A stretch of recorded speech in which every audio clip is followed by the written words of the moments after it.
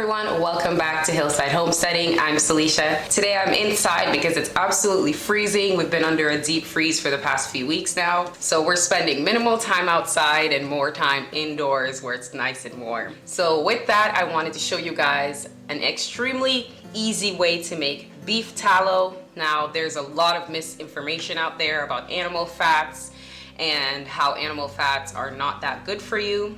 Well, a lot of that information has been really proven wrong, especially in the past few years. Animal fats contain a lot of the good fats that you need in your diet, not just fats from seed oils. Using a lot of seed oils actually does contribute to a lot of health problems, especially when it comes to cardiovascular and heart health. One of my passions as a nutritionist is to make sure that we're eating a lot of good fats. Any animals that have a high fat content, you can basically render down the bits of fat that you get after processing, and you can render that down into really good, delicious fat that you can use, fry things, to bake with, and to do all of the things that you'll do with seed oils, which aren't that healthy for you. Just look into seed oils. They're actually one of the contributors to heart health decline. So eating beef tallow and animal fats is actually very good for you. It does contain a lot of the omegas and a lot of the good cholesterol. If you have an imbalance of bad and good cholesterol, it probably means that you need to include more animal fats and less seed oil fats. So let's get started, and I'm going to show you how I simply make beef tallow, which I can use in baking, frying, cooking, and all sorts of different dishes. Okay, so I have a bag here of the beef fat. I did get all of this fat from the cow that we purchased. So we did purchase a quarter of a cow earlier this year, I guess late fall. And we have a lot of these bags of beef fat and beef that we're using to make ground beef. A lot of that is encased in fat, so we're going to be cutting off a lot of the fat from the ones I have in my freezer. But I wanted to make this here because I have this sitting out in my fridge, and I want to get it rendered down because I need more tallow for my recipes.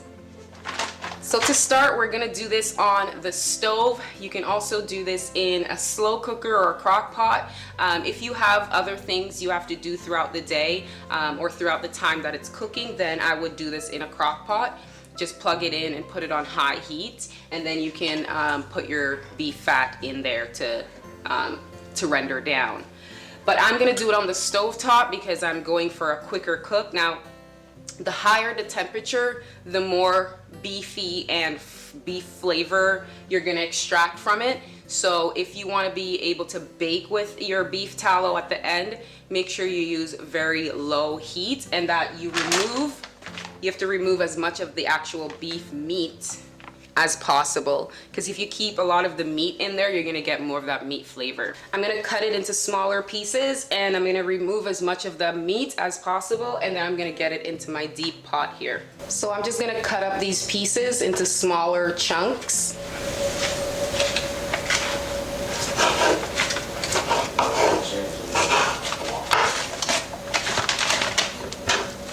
Just like that. Then I'm gonna put it in my pot. And you can see some of it there's like a lot of meat on there. So I'm just gonna remove the parts with the meat on it. And this is all good beef that you can keep for grinding into ground beef, making hamburger patties or something like that.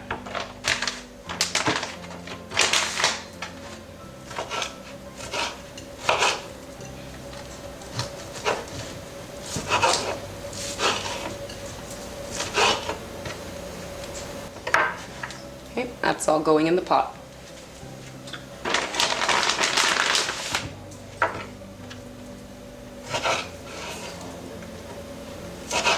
And you can also partially freeze this, so I put it in the freezer maybe for an hour and a half, and that also makes it a little bit easier to chop into without it getting all over your hands. But you don't have to do that.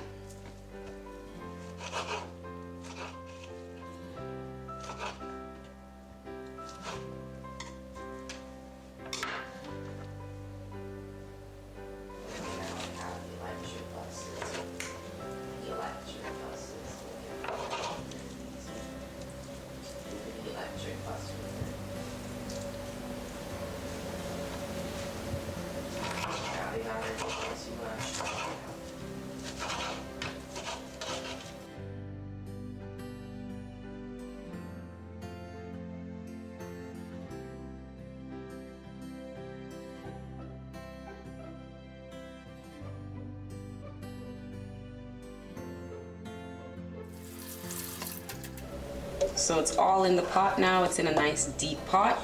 And we're just gonna cook this slowly and on a low heat for the next maybe hour or so. It all depends on how much you have in here and how big you cut them up. But every 10 to 15 minutes, I'm gonna come and give it a good stir. So I'll see you back in a little while.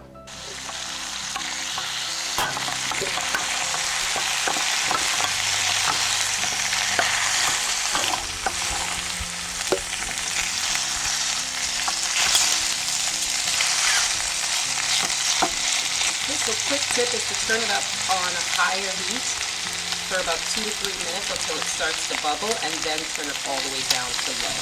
We're going to keep checking this every 10 minutes for the next while until it's all liquid, and then we'll come back and show the next step.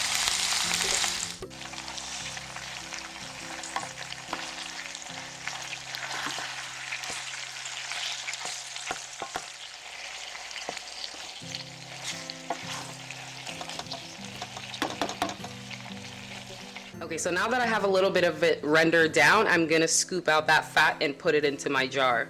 You don't wanna keep the fat in here for it to keep cooking as it renders out, because it's gonna get a little too beefy. So what I'm doing is I'm gonna keep skimming out as it keeps cooking down. All right, so I have my jar here ready to go. I'm just gonna skim out whatever fat has been rendered down because I don't want it to keep cooking.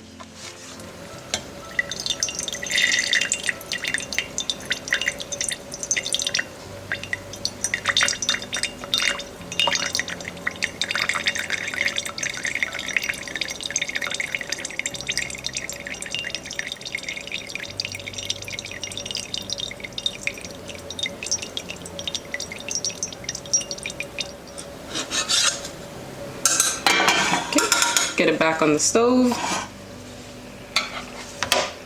and we'll keep cooking, and then we'll keep adding.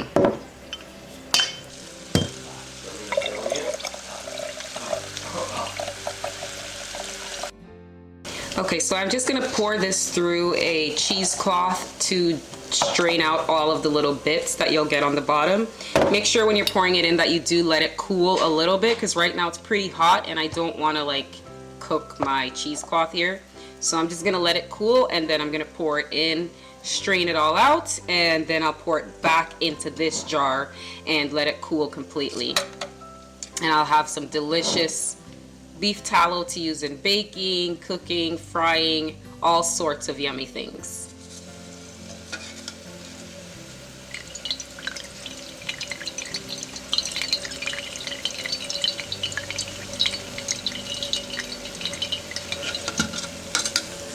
So a little trick if you want to make sure that you get beef tallow that you can use for baking. Basically, when you strain it out, the first time you strain it out of the pot and put it in here, that's considered your first rendering. And that one will be the most clear and the less beefy tasting. As you keep cooking it, it's gonna get a little more yellow in color, and it's gonna be a little more savory tasting. And that one would be great for putting into savory dishes, stir fries, frying, things like that. But once you scoop out the very first batch, the very first rendering, that is gonna be the most pure, whitest, because you do want it to be rather like flavorless if you want to use it for things like baking, cookies, and cakes and things like that. That's how you can segment it out, and as you keep going, it's gonna make it a little more yellow. But for me, I'm just gonna combine all of it and render all this down and get one big jar full.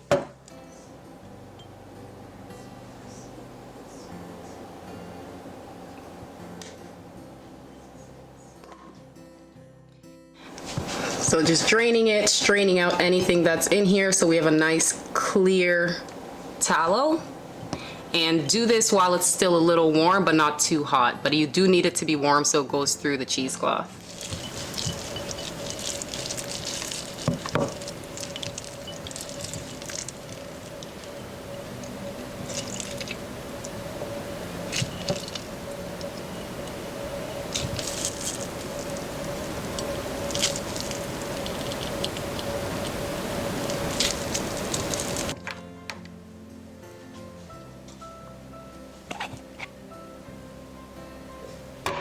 Thank you guys for joining me for this video and learning how to make beef tallow with me. I hope you do this at home and you don't just throw out all that beef fat because it's very useful and super healthy. I'll see you guys in the next one. Stay peaceful.